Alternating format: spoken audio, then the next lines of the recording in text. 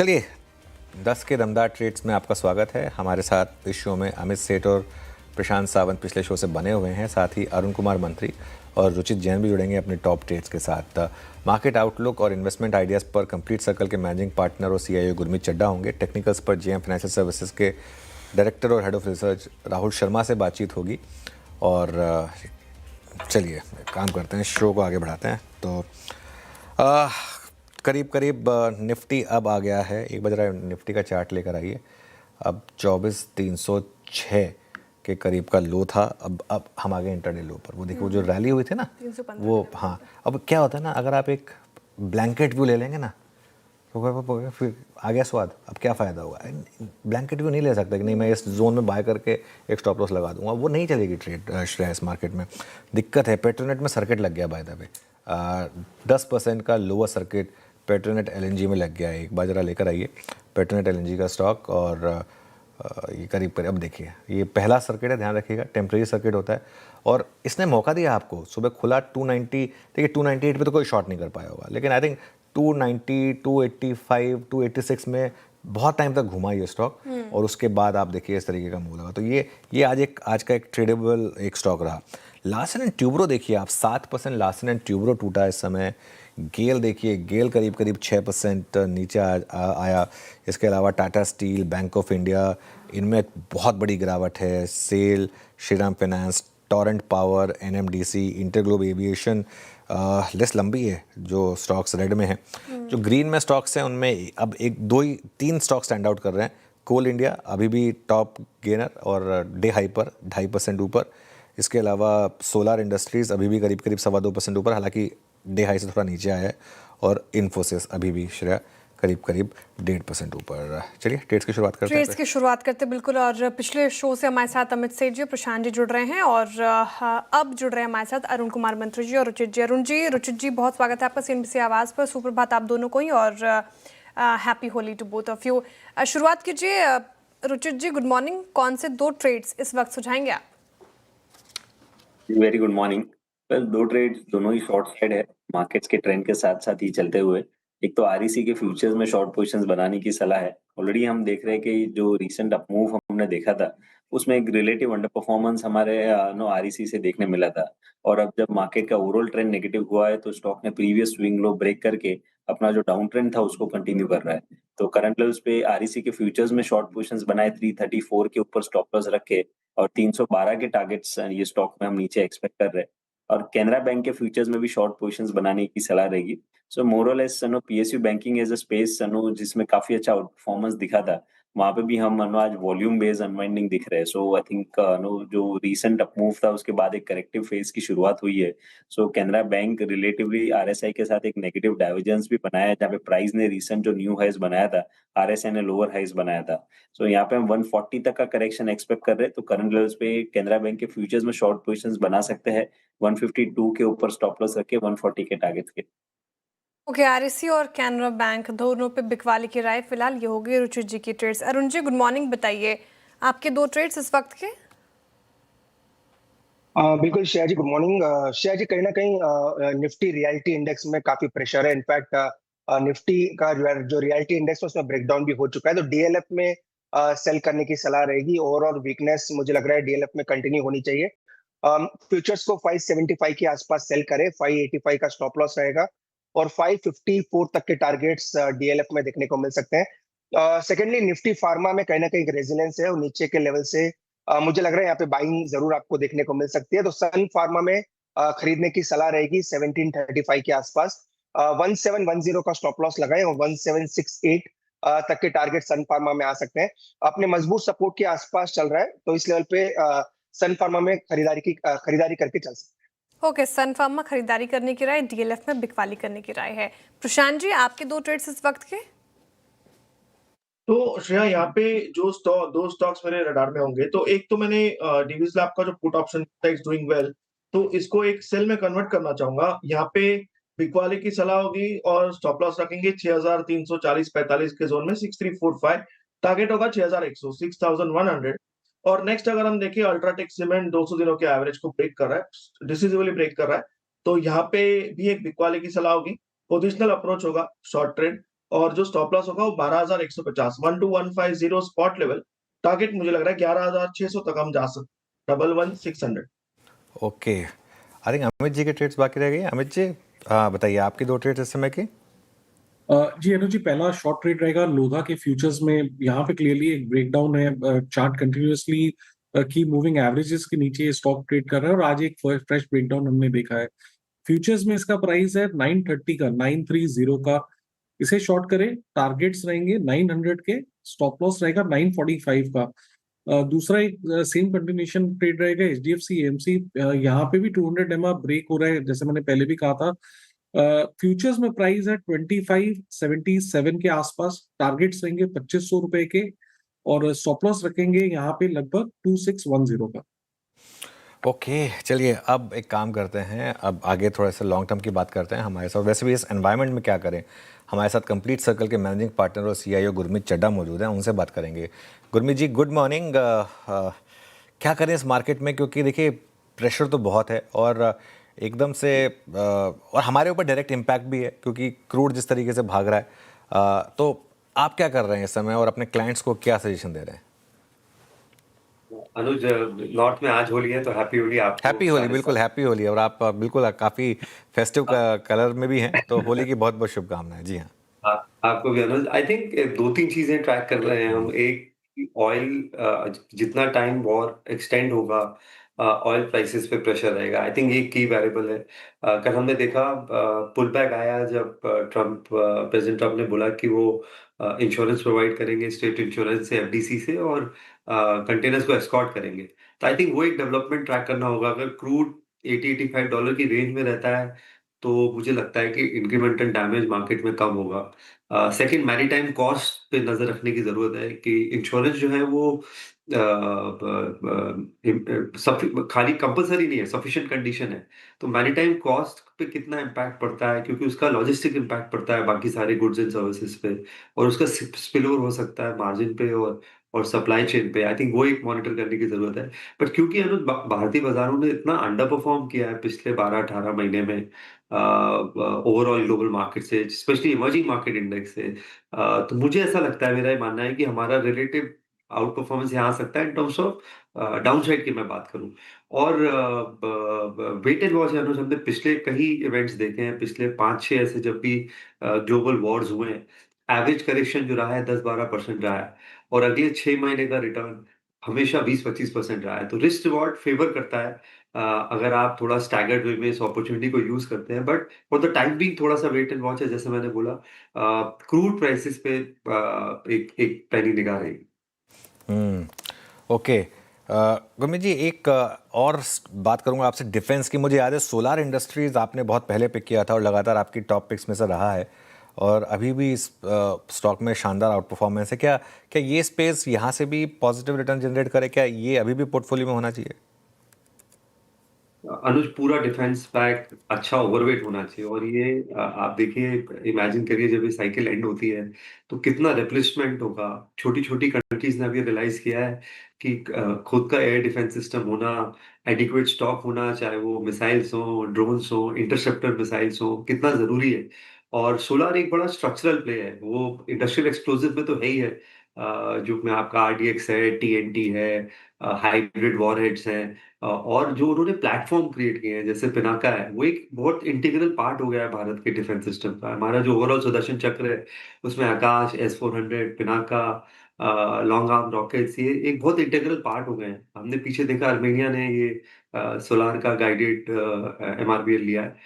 France ने interest दिखाया है as part of the Rafale deal. अगर एक बड़ा मिलिट्री एडवांस नेशन अगर ये लेता है तो आपको 3-4 साल की विजिबिलिटी दिखती है। डिफेंस ऑर्डर बुक अभी 15,000 करोड़ है, मुझे लगता है सरप्राइज करेगी। तो ये जो मिक्स है अभी एक्सप्लोजिव और डिफेंस का, वो 70-30 है। मेरा ये मानना है ये 3 साल में शायद 50-50 हो सकता है। इसके अलावा भारत इलेक्ट्रॉनिक्स हमारे पोर्टफोलियो में है, जेन टेक्नोलॉजी है पोर्टफोलियो में। हम और भी पैटर्न्स को इवैल्यूएट कर रहे हैं। ये स्ट्रक्चरल केपेक्स साइकिल आपको डिफेंस में देखने को मिलेगी। बीच बीच में करेक्शंस आएंगे, बट ये मुझे लगता है अगर आपको 5 साल की मैं बात करूँ, और ये मैं बोलता हूँ, यहाँ पे आपको ओवरवेट होना पड़ेगा। अनफॉर्चुनेट है बट होना पड़ेगा। डिफेंस पर ओवरवेट होना पड़ेगा। ऑप्टिमिस्टिक पॉजिटिव हैं आप। गुरमीत जी सुप्रभात, आपको और होली की बहुत बहुत शुभकामनाएं। डिफेंस स्पेस के अलावा जो एक और स्पेस आज थोड़ी बहुत स्ट्रेंथ दिखा रहा है, दैट इज आईटी। लेकिन आईटी के स्ट्रेंथ पर कितना भरोसा किया जाए, आपकी अप्रोच? मेरा ये मानना है क्योंकि इतना बीटन डाउन था तो आईटी है या टेलीकॉम है एक रिलेटिवली क्योंकि जो सर्विसेज पार्ट होता है वो कम इम्पैक्ट होता है इन्वायरमेंट प्लस रूपी में थोड़ी सी वीकनेस है तो मैं उसको ज्यादा रीड नहीं करूंगा क्योंकि मैं अप्रैल के नतीजे देखना चाहूंगा डील विद मोमेंटम कैसा है अगर गाइडेंस अभी भी सिंगल डिजिट है और 3-4% ही है कांस्टेंट करेंसी टर्म्स में तो मुझे लगता नहीं है कि अपसाइड भी बहुत ज्यादा है बट हम सिलेक्टिवली थोड़ा सा आईटी हमारे पोर्टफोलियो में है जो थोड़ा सा कॉन्ट्रा प्ले है एचसीएल टेक है जैसे मैंने बोला इनका जो सॉफ्टवेयर बिजनेस है वो रेवेन्यू का 10% है पर एबिट का 20-22% है 25-26% मार्जिन का बिजनेस है हमें परसिस्टेंट अच्छा लगता है अच्छा करेक्शन आया है केपीआईटी इस भाव पे बहुत रीजनेबल है वो भी ज्यादातर आईपी ड्रिवन कंपनी है और ऑटोटेक है तो ये कुछ पॉकेट्स हैं जिसपे निगाह रहेगी बट पोर्टफोलियो में वेटेज जो है वो 3-4% से ज्यादा नहीं है बट मेरा ये मानना है कि यहाँ भी करेक्शन थोड़ा सा ओवरडन है तो जब भी थोड़ा-सा रिकवरी आएगा, जब भी थोड़ा एनवायरनमेंट ठीक होगा, तो एक एक टैक्टिकल बाउंस आईटी दे सकता है। ओके, आईटी पर ये व्यू और थोड़ा स्टॉक स्पेसिफिक होने के भी बहुत बहुत शुक्रिया। अच्छा गुरमीत जी, एविएशन पर क्या व्यू बन रहा है आपका? दोहरी मार ये सेक्टर झेल रहे हैं, एक तो ऑयल प्राइसेस हाई, दूसरा फ्लाइट कैंसिलेशन। इस सिचुएशन में कैसे अप्रोच करें? जैसा मैंने बोला अगर वॉर लंबा चलेगा तो इम्पैक्ट और बढ़ेगा।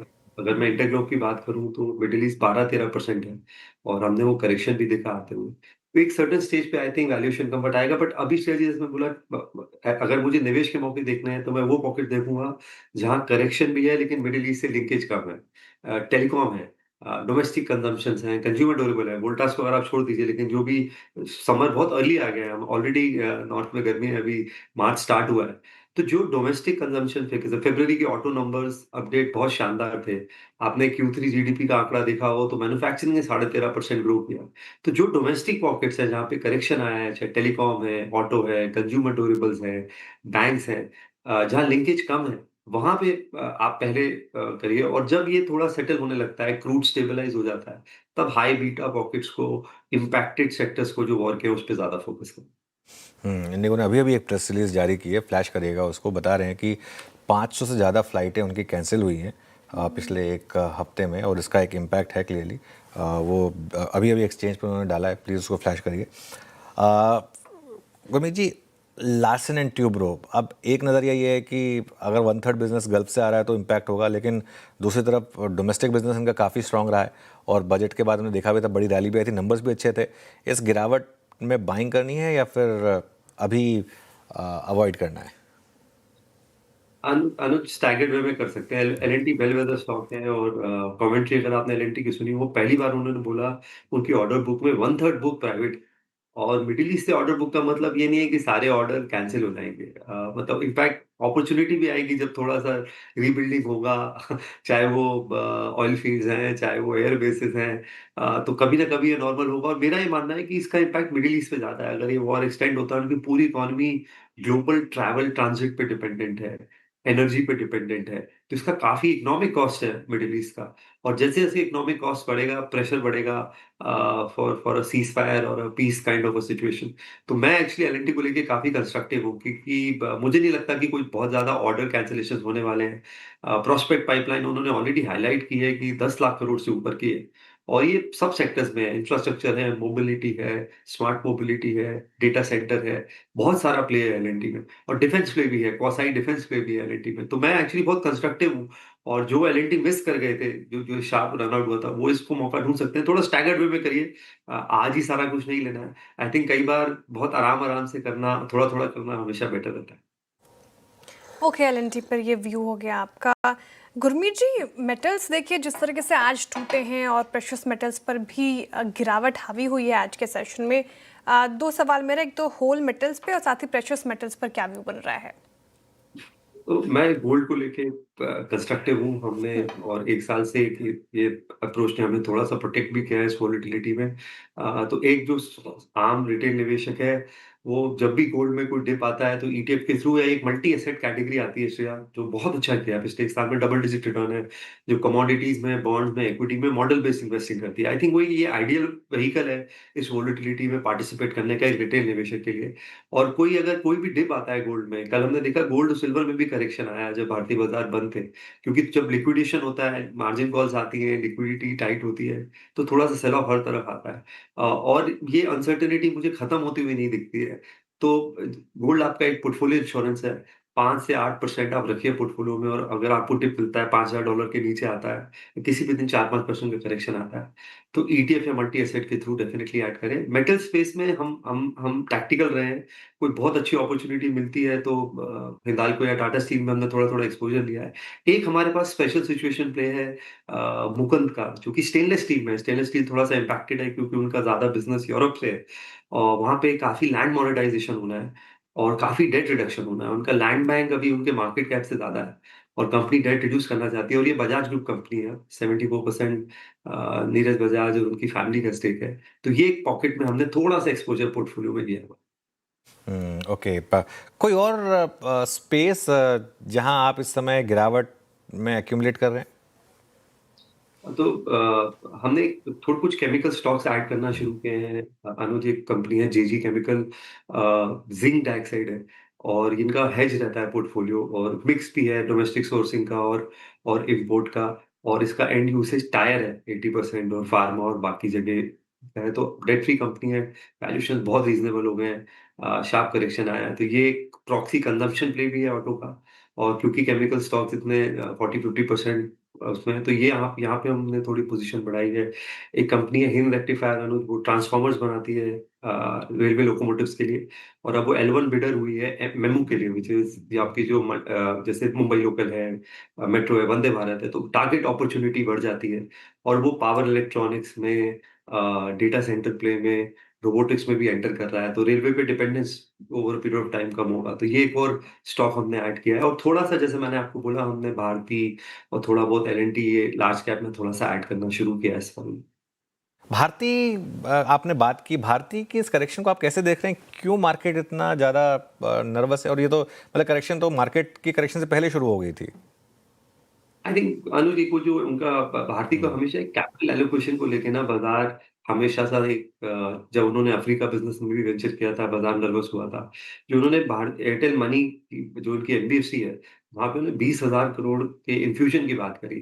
तो मार्केट को कहीं ना कहीं ये लगा कि अभी जो जरूरत है वो शायद डेटा सेंटर और मोबिलिटी रिलेटेड केपेक्स ही ज्यादा है, जो मुझे लगता है सुनील भारती मित्तल जी ने क्लैरिफाई किया कि शुरू में 10-15% ही जाएगा। और अगर आप ऑपरेटिंग कैश फ्लो देखें अनुज, तो 55-60 हजार करोड़ है। ये साल ऑलरेडी 50,000 करोड़ हो गया है 9 मंथ्स का।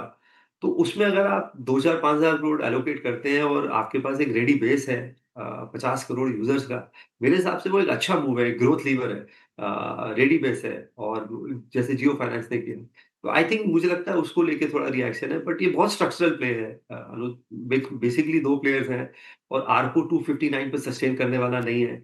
और जियो का जब भी आईपीओ आएगा, जियो की वैल्यूएशन की बात हो रही है कुछ $150-160 बिलियन की, भारतीय अभी करीबन $110 बिलियन है। तो थोड़ा-सा कैचअप भी होगा मुझे लगता है इस साल, जब भी जियो का आईपीओ आता है। तो नियर टर्म प्ले भी है, और स्ट्रक्चरल लीवर भी है। डेटा सेंटर प्ले हो, मोबिलिटी हो, उनका ब्रॉडबैंड में आप देखिए 12 लाख कस्टमर्स उन्होंने ऐड किए। एंटरप्राइज बिज़नेस अच्छा कर रहा है। सारे ग्रोथ इंजन्स फायर कर रहे हैं, और अब 50-60 हज़ार करोड़ का फ्री कैश फ्लो है, जिसको आप यूज़ कर सकते हैं। मतलब आपका जो कैपेक्स इंटेंसिटी है, उससे ज़्यादा आप कैश जनरेट कर रहे हैं। तो ये मेरे हिसाब से एक बहुत बड़ा स्ट्रक्चरल लीवर है किसी भी बिज़नेस के लिए।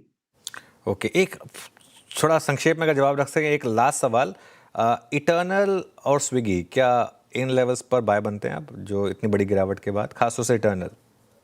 इंटरनल पे बनता है अनु, मुझे ऐसा लगता है कि ये थोड़ा एआई रिलेटेड, उसमें कुछ ज़्यादा डिस्कशन हो गया है क्विक कॉमर्स और फूड डिलीवरी को भी लेके भी। और मुझे लगता है वो दीपिंदर का एग्ज़िट का थोड़ा टाइमिंग, मुझे लगता है स्पेशली जब सेंटिमेंट खराब था, आई थिंक उसने भी स्टॉक पे थोड़ा-सा वे किया। और आपको कुछ न्यू एज बिज़नेस अनुज, जो टर्न अराउंड हो गए हैं, वो रखने पड़ेंगे। क्योंकि इसमें जब भी ग्रोथ आएगी, फूड बिज़नेस में 2 प्लेयर्स एस्टैब्लिश हो चुके हैं। क्विक कॉमर्स में भी आप देखिए, अगर between Blinkit, Swiggy and Zepto लगभग 85-90% जो है तय है। तो यहाँ भी इवेंचुअली आप देखेंगे जो 50% से ज़्यादा जाता है, वो डोमिनेट करता है।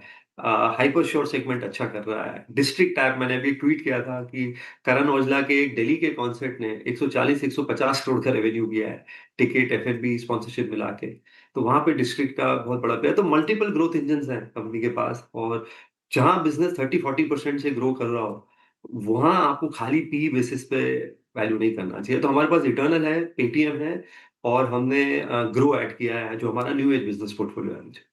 ऑल राइट, चलिए बहुत बहुत शुक्रिया गुरमीत जी आज हमारे साथ जुड़ने के लिए, और एक बार फिर से आपको होली की शुभकामनाएं। चलिए आगे बढ़ते हैं, और वेस्ट एशिया में बढ़ते तनाव की आंच अब भारत पर पड़ने लगी है। खासतौर से क्रूड और एलएनजी सप्लाई की दिक्कतों का असर दिख रहा है क्लियरली। नूपुर से समझते हैं क्या क्या इम्पैक्ट कहाँ पर। नूपुर, गुड मॉर्निंग, बताइए। Good morning. सबसे पहले एलएनजी जो सप्लाई है उसी पर इम्पैक्ट आते हुए नजर आ रहा है। कतर की तरफ से जो प्रोडक्शन हॉल्ट हुआ है उसका इम्पैक्ट लगातार जो है स्टॉक प्राइस में भी देखने को मिल रहा है। भारत करीबन 40 से 50% एलएनजी सप्लाई कतर से ही इंपोर्ट करता है, तो एक बड़ा इम्पैक्ट यहाँ पर देखने को मिलेगा। स्टॉक स्पेसिफिक बात करें तो Petronet LNG stock already lower circuit पे, वॉल्यूम रिस्क यहाँ पर बढ़ता हुआ नजर आ रहा है। 50% सप्लाई जो है वो कतर से आती है। गेल पर भी फोकस है क्योंकि ट्रांसमिशन वॉल्यूम जो है वो यहाँ पे बड़ा इम्पैक्ट आते हुए नजर आ सकता है। गुजरात गैस यहाँ पर भी इम्पैक्ट होगा। 70% जो है वो कतार से इंपोर्ट करता है एलएनजी का, और इनफैक्ट हमने सुबह ये भी बताया था कि TV18 के सोर्सेज के अनुसार देखें तो ऑलरेडी जो इंडस्ट्रियल कस्टमर्स है वहाँ पे 50% जो है वो ऑलरेडी कट कर चुकी है कंपनी जो सप्लाई करती है, और अगर सप्लाई से ज़्यादा यहाँ पे कंजम्पशन होता है तो बिना नोटिस के जो है वो यहाँ पे रोक भी सकती है। इन एलएनजी है उसका इम्पैक्ट, सप्लाई का जो इम्पैक्ट है वो फर्टिलाइज़र और केमिकल शेयरों पर भी इम्पैक्ट आते हुए दिखेगा। साथ ही साथ जो यूरिया बनाने वाले स्टॉक से वहाँ पर भी इम्पैक्ट आते हुए नजर आएगा। 60% जो है वो इम्पोर्ट होता है, वो कतर से ही इम्पोर्ट होता है, जिसकी वजह से सेरेमिक्स और फर्टिलाइज़र कंपनीज पर भी आज इम्पैक्ट आपको देखने को मिल रहा है। इसके अलावा कतर एनर्जी की बात करें तो यहाँ पर भी एक खबर आती हुई दिखी थी, जहाँ पे एल्यूमिनियम का प्रोडक्शन यहाँ पे रोका था, और उसके बाद एल्यूमिनियम की प्राइसेस में करीबन 0.4% की बढ़त हमने देखी थी। 9% ग्लोबल एल्यूमिनियम जो है वो वेस्ट एशिया से आता है। जो प्राइस उसके बाद बढ़ते हुए नजर आया, उसका पॉजिटिव इम्पैक्ट वेदांता, हिंडाल्को, नाल्को जैसे स्टॉक्स पर नजर आएगा। जब से ये जो युद्ध शुरू हुआ है उसके बाद से हमने देखा है कि लगातार क्रूड में 15% का इम्पैक्ट पॉजिटिव आते हुए नजर आया। OMCs, paint stocks, tyre stocks, इन पर नेगेटिव इम्पैक्ट दिखता है, लेकिन दूसरी तरफ ONGC जो है वो हायर ऑयल प्राइसेस की वजह से पॉजिटिवली इम्पैक्ट होता है। Reliance strong diesel refining margin से भी एक पॉजिटिव इम्पैक्ट यहाँ पर आते हुए नजर आता है। एविएशन, अभी इंडिगो ने एक प्रेस रिलीज में कहा कि 500 से ज़्यादा उनकी फ़्लाइट जो है वो कैंसिल हुई है मिडल ईस्ट में, और कुछ यूरोप के हिस्से भी है जहाँ पर भी कैंसिलेशंस की खबरें आती हुई नजर आ रही है। इंडिगो की जो 20% कैपेसिटी है वो इम्पैक्ट हो रही है, स्पाइस जेट की 32%, और एयर इंडिया की भी देखें तो 40% से ज़्यादा का इम्पैक्ट यहाँ पर कैंसिलेशन की वजह से दिख रहा है। लेकिन एक और चीज़ है, जिनका रेवेन्यू एक्सपोजर मिडल ईस्ट से ज़्यादा है वो स्टॉक्स भी आज जो है वो लुढ़कते हुए नजर आ रहे हैं। LNT आपको सबसे ऊपर दिखेगा, निफ्टी में टॉप लूजर। 19% की जो ऑर्डर बुक है वो आय जो है वो मिडल ईस्ट से आती है। वीएटेक वापक की बात करते हो 30 से 40%, BLS इंटरनेशनल करीबन 40% से ज़्यादा का एक्सपोजर मिडल ईस्ट में, और KRBL 60% से ज़्यादा का एक्सपोजर यहाँ पे मिडल ईस्ट से आते हुए दिखता है। इसके अलावा पॉलीमर और PVC के भी भाव में देखें तो करीबन 5 से 6% की बढ़त हमने देखी है। सुप्रीम इंडस्ट्रीज, एस्ट्रल, फिनोलेक इंडस्ट्रीज के लिए नेगेटिव खबर है, लेकिन दूसरी तरफ रिलायंस इंडस्ट्रीज, DCM, श्रीराम जैसे स्टॉक्स पर पॉजिटिव असर देखने को मिलता है, और ये पूरी जो सप्लाई चेन डिस्टर्ब हो रही है उसकी वजह से केमिकल स्टॉक्स भी नज़र में आते हुए दिखते हैं। ऑलराइट, चलिए बहुत बहुत शुक्रिया नूपुर। तो ये कुछ आपके लिए स्टॉक्स टू वॉच। अब JM फाइनेंशियल सर्विसेज के डायरेक्टर और head of research Rahul Sharma मौजूद हैं हमारे साथ। Rahul ji, good morning. राहुल जी, कैसे अप्रोच करें मार्केट को, इतना ज़्यादा प्रेशर इस समय, और ख़ास तौर से आउट ऑफ नोवेयर ये प्रेशर आया। 200 डे मूविंग एवरेज भी हमने डिसाइसिवली तोड़ दिया। अब क्या व्यू बन रहा है? अनुज जी, देखिए जो हिसाब से टेक्निकल सेटअप है मार्केट्स का, ये कैपिचुलेशन फेज में एंटर कर चुका है। तो पिछले जो 12-18 महीने का जो एक पीरियड था अंडर परफॉर्मेंस का, ये हमें लगता है कि कैपिचुलेशन फेज जो है एक तरह से कंस्ट्रक्टिव होके आएगा। अगर हम 6 to 12 मंथ के पर्सपेक्टिव से देखें तो हमारा ये मानना है कि फिलहाल मार्केट में वोलेटिलिटी है। जो की इंडिकेटर्स है जैसे इंडिया विक्स या फिर डेली RSI जो अभी भी ओवरसोल्ड नहीं हुई है, लॉन्ग शॉर्ट रेशियो तकरीबन 16% के आसपास है, और जो पुट कॉल रेशियो निफ्टी का अभी भी 0.9 के आसपास है। तो जो हमारे की इंडिकेटर्स है अभी तक ओवरसोल्ड नहीं हुए, तो हो सकता है कि 2-4 दिन की जो वोलेटिलिटी और कंटिन्यू तो दिख सकती है मार्केट में, और निफ्टी में शायद ये सेल ऑफ और एक्सटेंड होता हुआ दिख सकता है।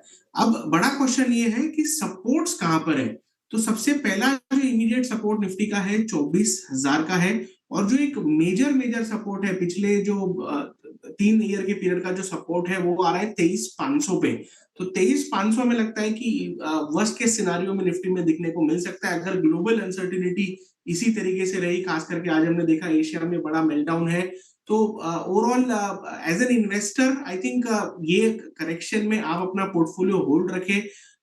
हमने हिस्टोरिकली देखा है कि 3 से 6 महीने के पीरियड में ऐसे करेक्शंस रिकवरी मोड में जाकर पॉजिटिव में मार्केट आ जाता है, और इस वक्त भी हमें लगता है कि this will also be not be any different. और as an investor I think अगर आपके पास कैश एलोकेशन है तो क्वालिटी बिजनेसेस में ऐड करना चाहिए, और जो अगर आपके पास ऑलरेडी इन्वेस्टेड है तो आई थिंक इस पीरियड को होल्ड करके चलना चाहिए। हमारा ये मानना है कि 3 से 6 महीने के पीरियड में ये जो लॉसेस है मार्केट में रिकवर होते हुए दिखेंगे, और ओवरऑल हमें लगता है कि 23,500 पे निफ्टी का मेजर सपोर्ट है, उसके आसपास निफ्टी बॉटम करना चाहिए। ओके, 23,500 तक तो बहुत डैमेज हो जाएगा राहुल जी इस फिर प्राइसेस में। तो इस समय आपके अगर लॉन्ग या शॉर्ट आइडियाज आपके पास होंगे, आई एम श्योर, वो क्या होंगे? जी हाँ, देखिए इस खास करके इस माहौल में डिफेंस पैक पर हमारा व्यू पॉजिटिव है। भारत इलेक्ट्रॉनिक्स हमने पहले भी रेकमेंड किया आपके शो पर, अभी भी हमारा इस पे व्यू पॉजिटिव है। 455 के आसपास खरीदारी की जा सकती है। हमें लगता है भारत इलेक्ट्रॉनिक्स में आपको 500 रुपए तक के लक्ष्य आने वाले महीने 2 महीने में देखने को मिल सकते हैं। तो बीएल को बाय करके चलिए, 435 का स्टॉप लॉस रहेगा, और हमें लगता है कि डिफेंस पैक में बायस जो है पॉजिटिव होता हुआ दिख सकता है। और ओवरऑल जहां तक निफ्टी का सवाल है, सेल ऑन राइज का व्यू रहेगा। अगर इंट्राडे में आज तकरीबन 200 पॉइंट का रिकवरी आती है तो निफ्टी में पुट्स खरीदने के, देखें 24,000 के जो पुट्स है निफ्टी में वो खरीदने की चेष्टा करें। और हमें लगता है कि वोलेटिलिटी जो है कम से कम 2 से 4 सेशन और यहाँ पर आते हुए दिख सकती है। चलिए राहुल जी, बहुत बहुत शुक्रिया आज हमारे साथ जुड़ने के लिए। मार्केट में अच्छी रिकवरी आप डे लो से देखते हैं। पहली रिकवरी नहीं टिकी, अब दूसरी रिकवरी क्या ये टिकेगी या नहीं टिकेगी? अब हम टेक्निकली देखें तो आप ट्रेडेड रेट्स में तो ऑलमोस्ट डे हाई पे आ चुके हैं, 24,305 से 24,430। काफ़ी सवाल होंगे आपके। कंचन और श्रेया के साथ जुड़िए ट्रेडर्स हॉटलाइन में।